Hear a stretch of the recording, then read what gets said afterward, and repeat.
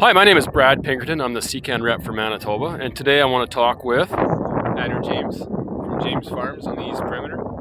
It's September the 13th, 2016. We're going to go take a look at Andrew's strip trial. Hey Andrew, what do you say? Why don't we race there? Good luck. Let's go!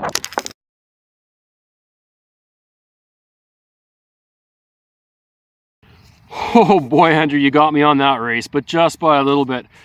Once I catch my breath, I think we need to do a rematch.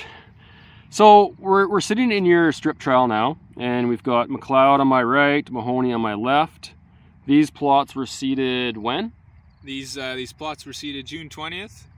Okay, and these are what row spacing? These are solid seeded at 200,000 seeds an acre. Okay, so right from the start, how did McLeod look, for example? Right off the hop, they look great. No yelling whatsoever, as they're tolerant for IDC, and they're a good, strong, tolerant bean. So they took a lot right off the hop.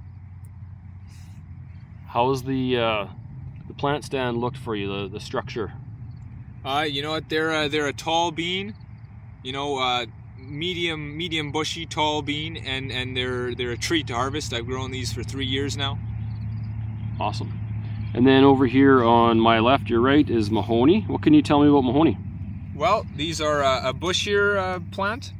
I seeded these also at 200,000 seeds an acre, but because they're bushier, you could cut back on the seeding rate, and they'll make up for that. You know what? They are IDC susceptible bean, but from what I've seen in the field, that despite the susceptibility and the slight yellowing, the yield potential looks excellent. And that's what we've been seeing as well. Even though they yellow off a bit, the yield has been fantastic and out-yielded other varieties that have been tolerant. Okay, let's move on to the next variety.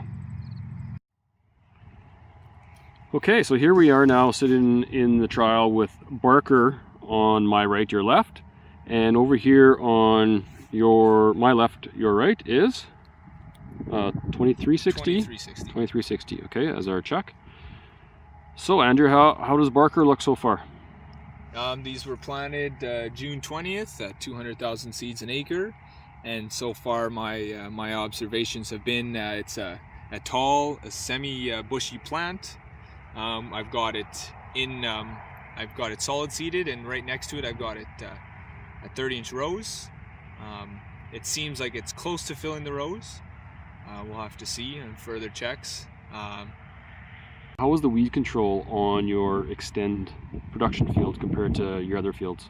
So I had Mahoney's side by side to the Extend variety, the Barker, and I noticed in-season control there was a lot less weed pressure in the Barker than there was the Roundup Ready to yield varieties. It definitely made a difference in our fields.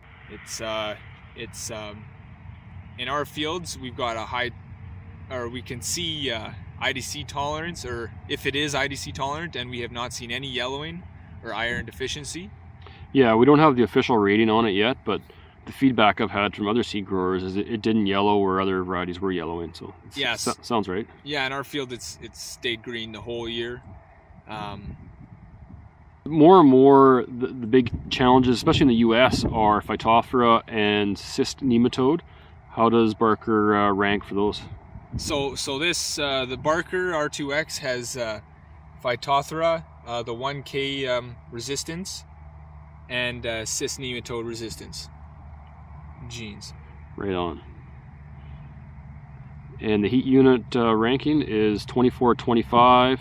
You can see it's got a little bit more yellow pods compared to the McLeod and Mahoney, and compared to the 2360 here. So a little bit later, which will hopefully deliver a lot of extra yield.